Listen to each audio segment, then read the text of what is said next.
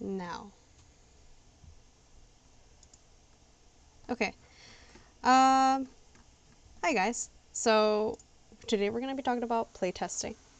Yeah.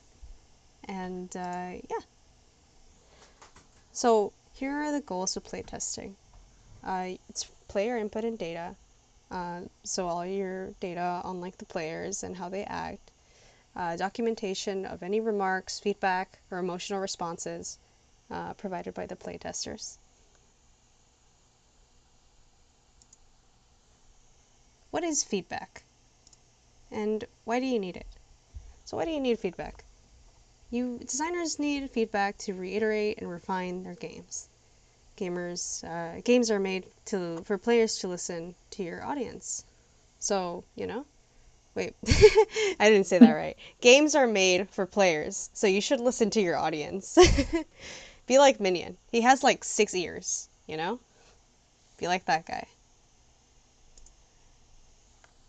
Companies rely on beta testers. So, yeah, if companies do this, why wouldn't you? A good example is Full Circle is currently developing Skate 4, and it's in beta testing grounds, and they have been open since like July 10th of this year, and it's still ongoing. Okay, so now that I know why we want to do playtests and get feedback, we're going to talk a little bit from the actual player perspective first, and talk about how to give actually useful feedback. First of all, you want to be giving constructive criticism. Don't provide details, or do provide details of your specific experience, not just in general. You want to make sure you ask questions that you have about the game, some questions that you could be asking that will be helpful to designers is I got lost at this part of the level. Maybe there can be a way of making the direction more clear, or this specific mechanic feels like it's missing something, but it reminds me of this other game's mechanic. Maybe you should take a look at that and compare what you're doing. And also, as always, for basic courtesy and criticism, don't be rude. Don't just walk up to people and say that the thing they made sucks. Especially when you're not even explaining why you felt that in any way. You're just categorically writing off something that they spent a lot of time on. And you don't want to just say, this game should be like something else, especially because that might not be what the designers are aiming for. And again, it's just rude. Talking is a skill, and when giving constructive criticism, it helps to not make your notes about the game just critiques. It's important to mention what you like about their game so that developers know which parts they should keep as well. All right, let's move on to receiving feedback, what we do after playtest with all this data. Start off by setting a focus. After all, for a playtest, you want to be testing for something specific you have in mind. To start out, pick out some features in your game that you're unsure about or want feedback on, such as movement, stats, ability balance, mechanics, tone, and whatever else you want to test for.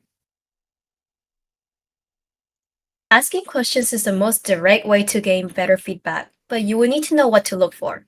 Before you begin playtesting, you need to reflect on your goals so that you can be more specific with your questions. Making it easy for the player to understand what you're looking for by reiterating the question can allow players to give you more useful feedback.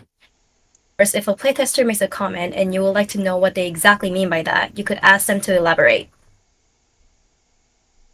So here are some tips. Leave space for your tester to say anything else they thought was notable outside of your questions. And this is important, but do not argue with feedback. Do not disregard the player's experience regardless of your intentions. And if a piece of feedback is not useful, you can just filter it out later, but like not then. Alright, now let's talk about how do we conduct playtests and, how to playtest. So, first off, interacting with your playtester.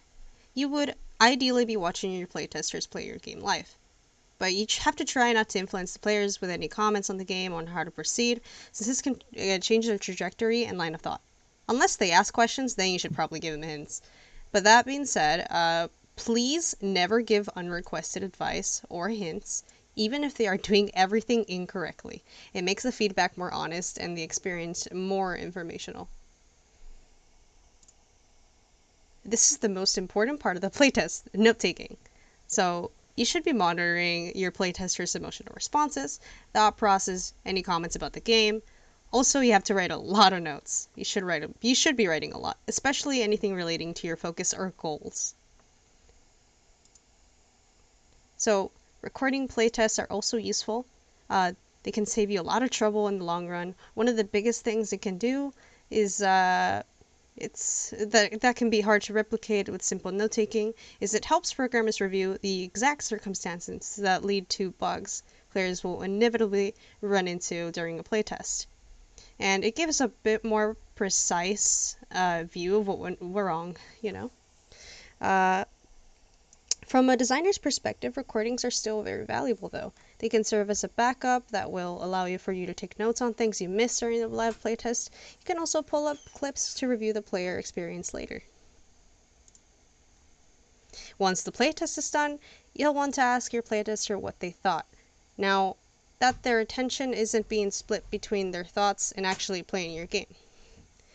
To make things simple, and to get what you expect will be the most useful information, it's best you give a list of specific questions targeting your goals. This can sometimes cause leading questions, though, so it's important to be aware uh, of that risk and counterbalance against it to get players' honest reaction. Good interview questions are concise, neutral, and require thoughtful responses so the player can give you good information. A good example of how to phrase questions on a mechanic is how many times you use the fire spell, or did it feel rewarding to use? Why or why not? Now, let's go over about being a playtester. As a playtester, your first job is obviously to play the game as authentically as you can with the person hovering over your shoulder, but your second job is to help the person conducting the playtest by verbalizing what you're thinking and feeling about the game. From the functional end, you want to be explaining what you're trying to do as you play, especially when you get stuck. Ideally, during a playtest, you should play through the game without any input from the developer to simulate what the average player would experience. However, this is not always a hard rule, especially for early builds of games which may not even have a formal tutorial yet. This principle becomes more important as development progresses, especially if a game is at a point where the tutorial systems are explicitly a feature that is being playtested. The other part of verbalizing what's in your head is explaining your reactions and opinions on things. Be expressive while you play the game. The developers want to know what exactly in the game elicits strong reactions from players, and if those reactions match up with what they hoped. Give quick comments on what you like or dislike, or emotional reactions to specific parts of the game. You can point out mechanics, art, different moments in your playthrough, anything that jumps out as notable. Ideally, these comments should be short and observational, both to help make note-taking easier and so you as a player can jump back into the game. You should also be trying to remember what you feel the need to comment on for later, so you can talk about it in next slide. Your post playtest feedback. Obviously, thoughtfully answer any specific questions that are asked by the developers. This is also your opportunity to talk about anything else that might have jumped out at you. While reflecting on your experience with the game, take your time thinking about how exactly you would describe things and try to be specific where possible. When giving feedback, like always, give post positives and negatives. And beyond politeness, it's helpful to know what players latch onto or are interested by in the same way that it helps to know what doesn't work for people.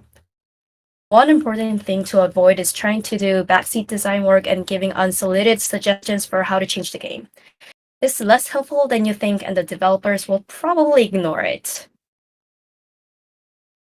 Okay, so now that we've dumped a whole bunch of info on what playtests are at you, we're gonna do a little tiny playtest example with the game that we worked on last year, Taco Cat. So I need to go and set some things up, so I need to stop